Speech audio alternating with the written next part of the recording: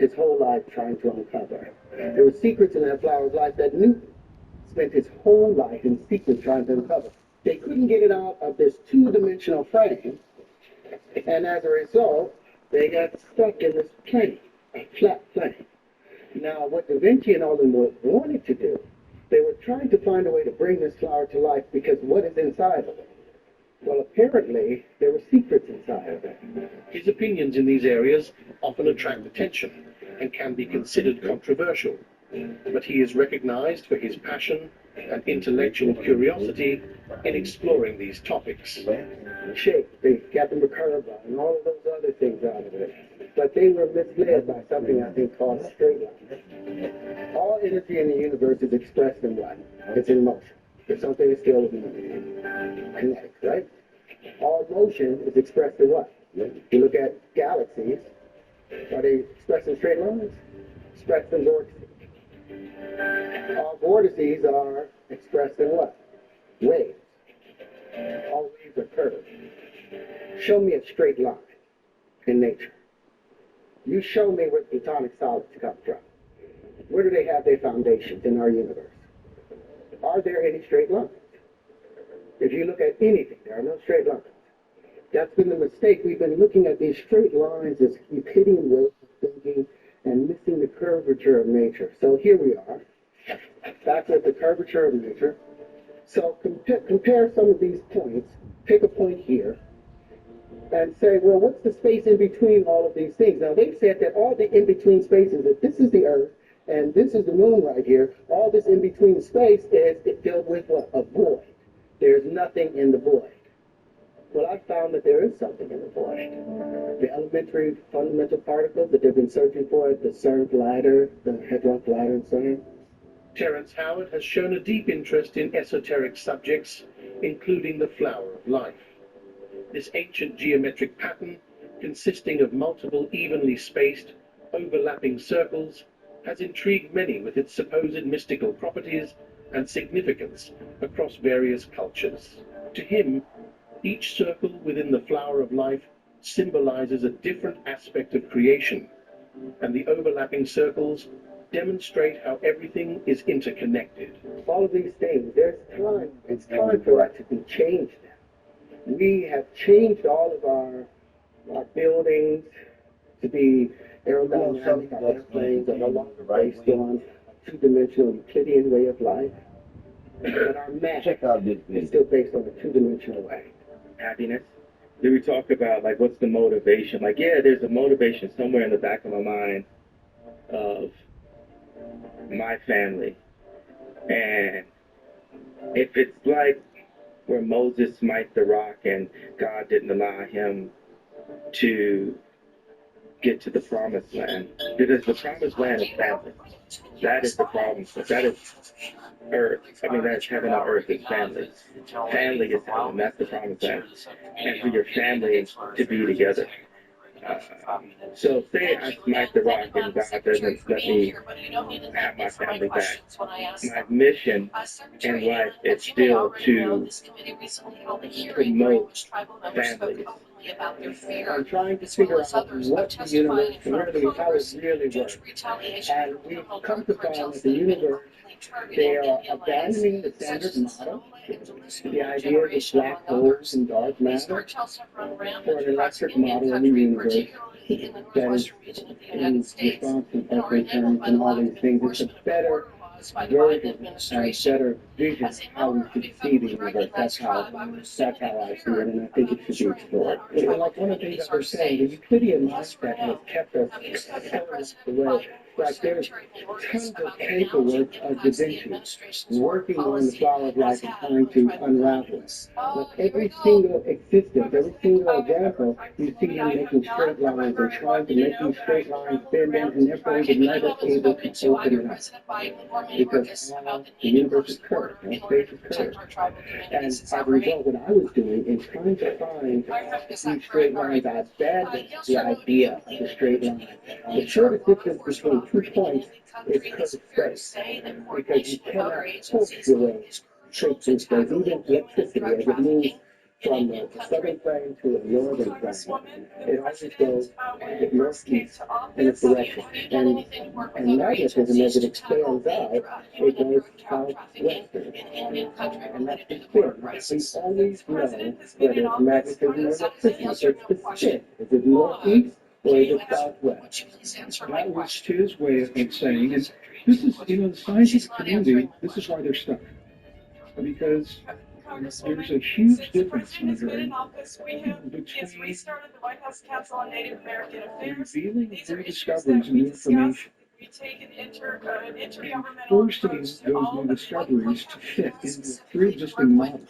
There's a huge difference between doing that and revealing new information and a reluctance in the scientific community traditionally to be the latter.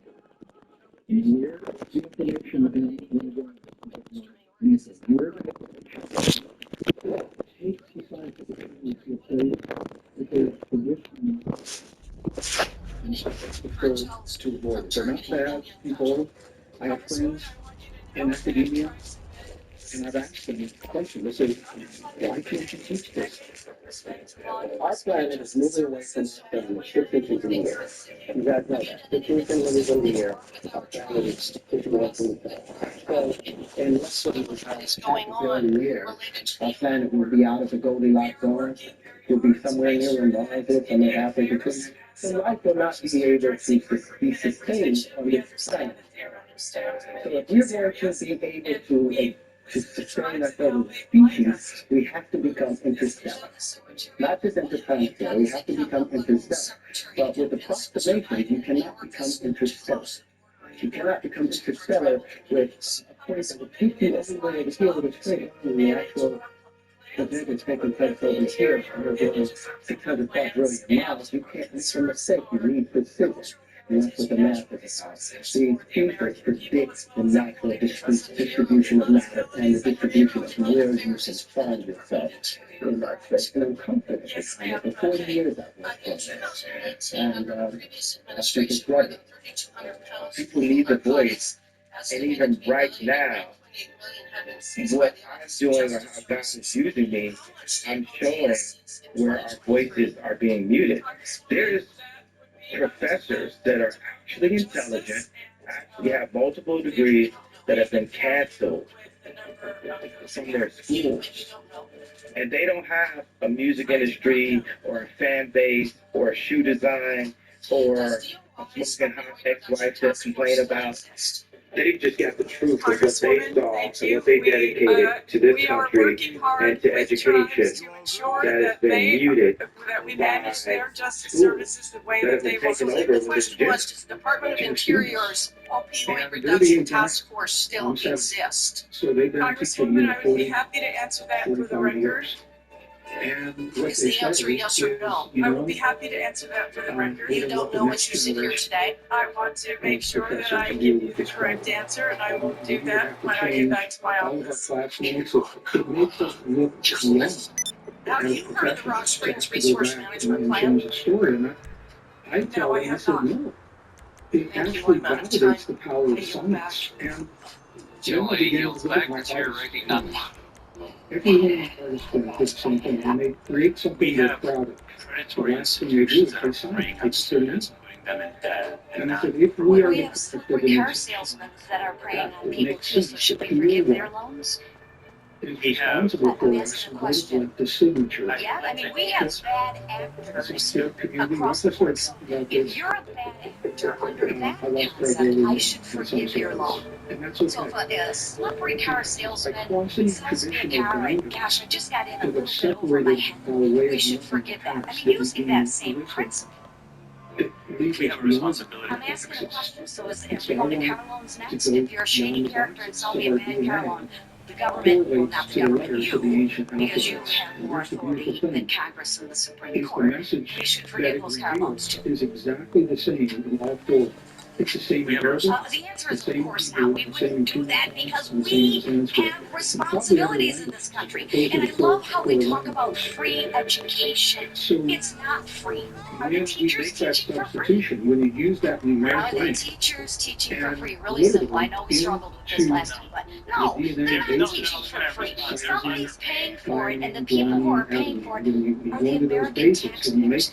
If you those have a right, substitutions, you have a it responsibility. actually spells out And shame on you for the going answer over Congress to and the Supreme, oldest and the question we've Supreme ever Court. asked. And And we with that, say, I'm who over. are Thank you. we? The translation of the first layer in the DNA, Pursuant to the the previous introduction order, the of chair every cell in our body declares reads the exactly the same. recess. And it literally, this isn't a metaphor. It literally reads the words God eternal within the body. It's interesting. I spoke at a government lab, and the director says, "Look, this is the U.S. government. You can't use the word God here." And I said, "I don't see that in the Constitution." Yeah. I said, "How about this? How about if I talk about the causal agent beyond space and time? Correct. I created the universe and designed it for human beings." Right. He said, "Yeah, you can do that." I was taught this scientific method in grade 1, grade 2, grade 3. We got it all 12 years. And so when I picked up this book, the Bible, I looked at the first page, Genesis 1. I said, this perfectly follows the scientific method. It took me 9 years to discover why it so perfectly followed the scientific method. That's where it comes from. It comes from the creation texts of the Bible and Reformation theology. But I looked at, Genesis 1, 2. The Spirit of God is hovering over the surface of the waters of planet Earth. And it gives you 4 initial conditions. It's dark everywhere on the surface, the water is everywhere, and the planet, Earth, is unfit for life and empty of life. Well, steps 1 and 2 of the scientific method are, do not interpret until you establish the frame of reference. The point of view is the surface of Earth's waters. And don't interpret till you also establish the starting conditions. That's all laid out in Genesis 1, 2. And I keep running into scientists who say Genesis teaches scientific nonsense. I said, well, Galileo said the biggest mistake you can make in Bible interpretation is to get the wrong point of view. I think we are playing God. I think we think we're God, and we're playing God. And we have no idea what we're doing. Well, one of the problems with AI is you got people thinking we can duplicate human consciousness. That's because they think human consciousness is purely physical. I got 50 books in my library written by people trying to come up with the origin of human consciousness. What they all have in common is they end up by saying, we don't have a clue. Right? So it's because they're looking in the wrong area. The Bible tells us our mind and our consciousness is not physics, it's not chemistry, it's not biology. There's something non-physical that controls our brain. I like to think of our brain as like a computer interface. It's something our consciousness uses to be able to communicate with the physical world. So that message is only possible because 200,000 years ago, who or whatever intervened to give us our humanness, left a message to tell us. And it's only now. We arguably are on the brink of global war. This is the year 2024 in the spring. Now realize Being developed so quickly, and we're being encouraged to give away our humans and literally replace our bodies with artificial substances and chips and AI and gene therapies. Only now that same technology comes full circle and says, this is who you are. now. Maybe we did the same thing if we started it 50 years ago. But now when you go back and you look at our most ancient and cherished traditions, they've always said to us that our body is the temple, that we are a temple. And this gives meaning to the temple because inside of the temple typically is something precious and sacred. Yep. And within us is a message. Yep. From who or whatever is responsible for us being here, telling us that we are God in between within the body. And I think our greatest mastery, what we're being asked to do, is to preserve the temple that holds the message, to not destroy the temple, to not relinquish it. to become a hybrid being, where that message has little or no meaning any longer. I don't know if that makes sense. So Yep. I think this That is, makes a lot of I don't sense, man. talk about this a lot in interviews, but I think this is where we are. Is that when the odds of something are occurring are 1 in 10 to the 400th power, it's impossible. To have the genetic arrangement that we have, they say, is 1 in 10 to the 600th. If 1 in 10 to the 400 is impossible, 1 in 10 to the 600 means it's more than impossible that this is a fluke of nature or that it is a lucky accident. There's an intentionality. 0.00042% is the odds of this happening purely by chance. So we can say that there is some, as a scientist, I have to say this, and I realize I'm crossing a lot of traditional boundaries to do this. I have to say there's been an intervention. Now, where this gets really interesting is, as an amateur archaeologist, every culture that I've ever studied, now I have not studied every ancient culture, but every single one, not one of our indigenous ancestors says that we're the product of long, slow, gradual mutations over a long period of time. Everyone from, I've led groups into the highlands of central China and Tibet, 12 monasteries, 2 nunneries over 26 days. We did that until they closed the borders. The Bedouins in Egypt, the Sadhus in Nepal, the Quechua in Peru, the Aboriginals all through the American Desert Southwest. Everyone has a creation story that says we are the product of an intervention, that we are much more. We're not what we've been told. We're so much more than we've been led to believe, and that we're part of a global family. We have a global family waiting for us when we reach the point where we accept our humanness. You've got passages like 2 Timothy 1:9. The grace of God that we now experience was put into effect before the beginning of time. Or Titus 1:2. The hope that we share in Jesus Christ was granted to us before the beginning of time. Then you got Hebrews 11:3. The universe that we can detect did not come from that which we can detect. We can detect matter, energy, space, and time.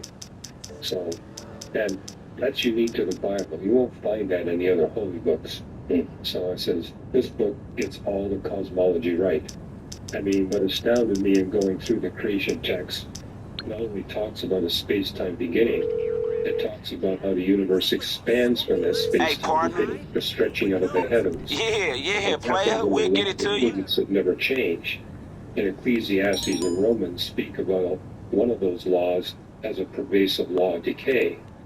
And hey, if you know high school physics, that implies that the universe gets colder and colder in a highly predictable way.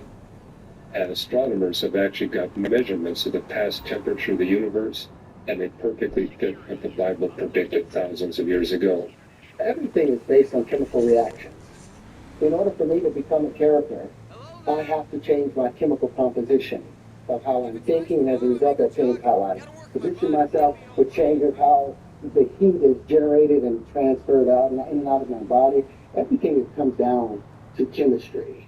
You know, so acting in physics, in physics, if when two things are drawn to each other, it's because they are similar charge. It's not positive because they say negatives attract. But cold air drops down.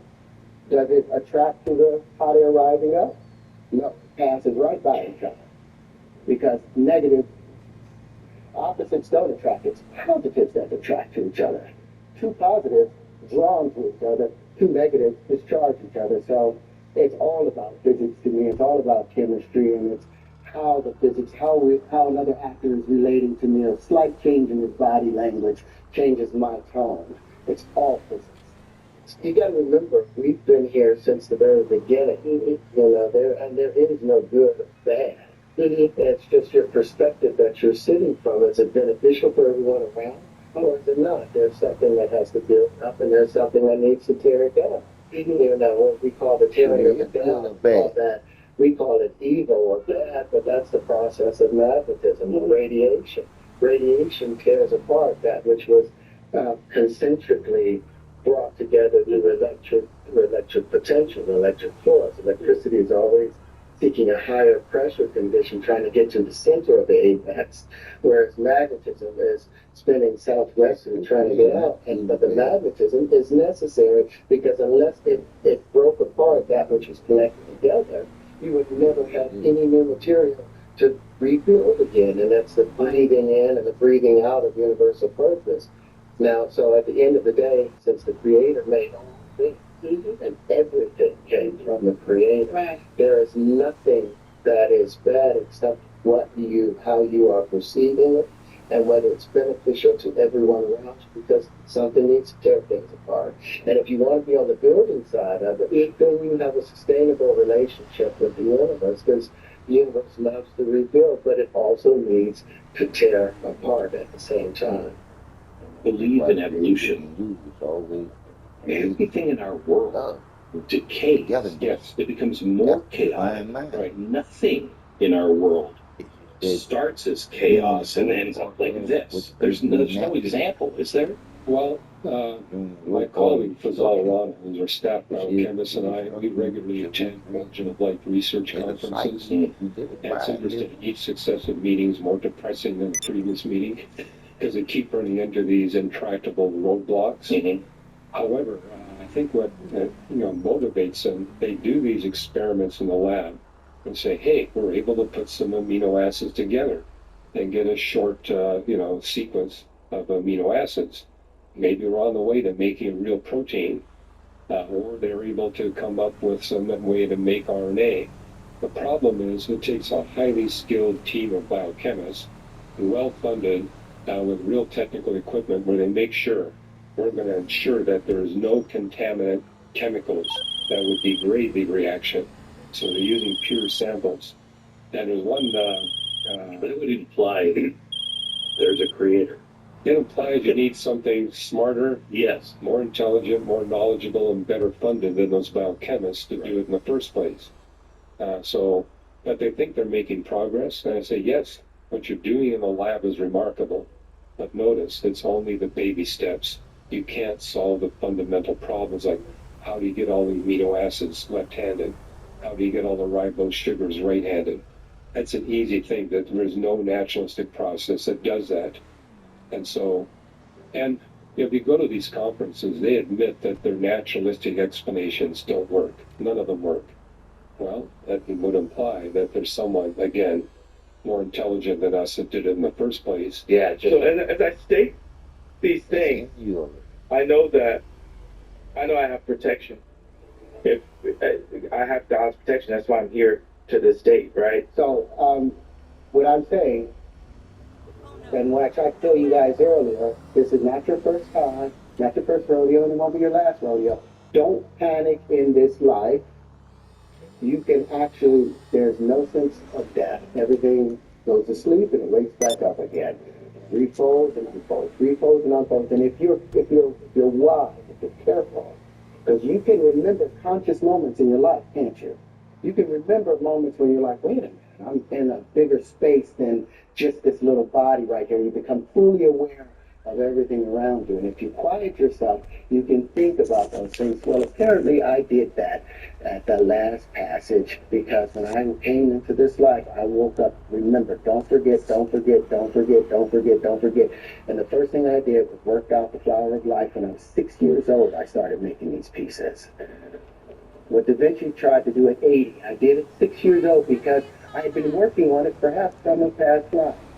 Now, I'm not trying to say I'm crazy or it's reincarnation or anything, but we know that energy does not die. Energy just reboots itself.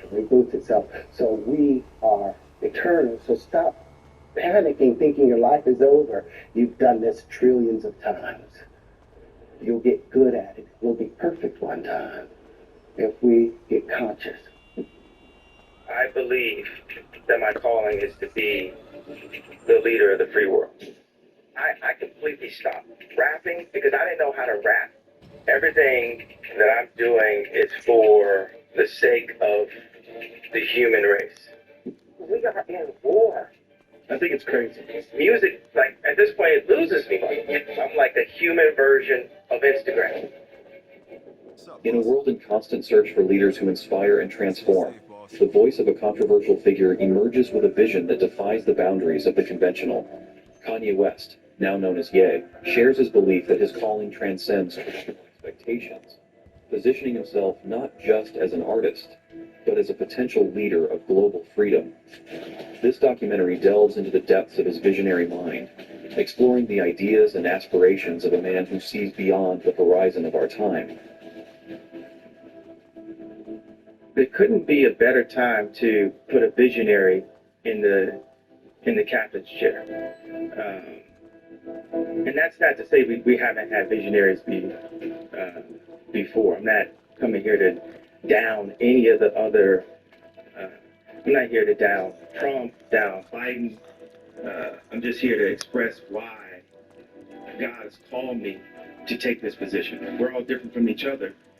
By declaring his willingness to take on the role of governor if it is divine will, he not only sets forth his political ambitions, but also invites us to question, what does it mean to be a leader in the free world today? His journey suggests a quest for innovation and change, not just in music, but in the very fabric of our society. I see things. I'm a great leader because I listen and I'm empathetic and I feel the entire earth, and I feel us as a species, as the human race. Like sometimes people think that utopia as almost like a negative word. That's like we couldn't have that, but I do believe in world peace. Now the world is innovated all around our political system. We haven't innovated and simplified our political systems. He speaks of a ripe time for visionaries to take the helm, highlighting the need for a leadership that listens, empathizes, and feels humanity as a whole. This utopian vision of the world, where peace and innovation walk hand in hand, resonates with the idea that it's possible to rethink and reshape existing structures for a better future. I'm not at war with the music industry. It's just, it's time for us to innovate. And we need to have contracts that make sense with exactly how we sell music. Music, like at this point, it loses me money. It doesn't make me money. It is my $5 billion net worth and $300 million of cash that I see a year. Music is like negative $4 million for me, and there's a complete parallel to the way the music industry works and the way the world currently works, and the influence that America has on other countries. While Ye reflects on the music industry and his own financial journey, he draws a parallel to the dynamics of global power, questioning the distribution of wealth and the effectiveness of our political systems. His critique aims not just to expose flaws, but also to inspire a reflection on how we can innovate for a fairer world. So if money is the key to all people's happiness and will solve everything and everyone's doing things for money, let's just make more money. But it's not about making more money. It's about keeping poor people poor and rich people rich, and keeping people in their place. Like, where is the money going? Why aren't things being built? Like, how much is America in debt? And they were like, this many trillion. Well, how much does the earth cost? How much is the earth worth? The divine calling Ye feels, to serve a greater purpose through his art and influence, is a powerful reminder that true leadership comes with the responsibility to be the change we wish to see. I have my issues with Jesus. There's a lot of stuff I went through, and I prayed, and I didn't see Jesus show up. So I had to put my experience in this world, my experience with my children, my experience with other people, my experience with my account, my experience with my brand, and my experience with the level of music that I was dealing with in my own hands. Like a lot of times I just feel like in our society and America, you know, people, Christians, we depend on Jesus so much that we won't put the word in ourselves. And the main thing that really that I don't rock with is like, it's just always like, I'm going to pray for you. And it's just like, you can actually physically do something yourself too, more than just pray. And we're so in this mentality that's all that needs to happen. Yeah, God knocked me off my horse. God, like, literally called me and said, okay, now I need you. I need you right now. Not that God needs me. We need God, but he called me to serve him. And I was tired of serving.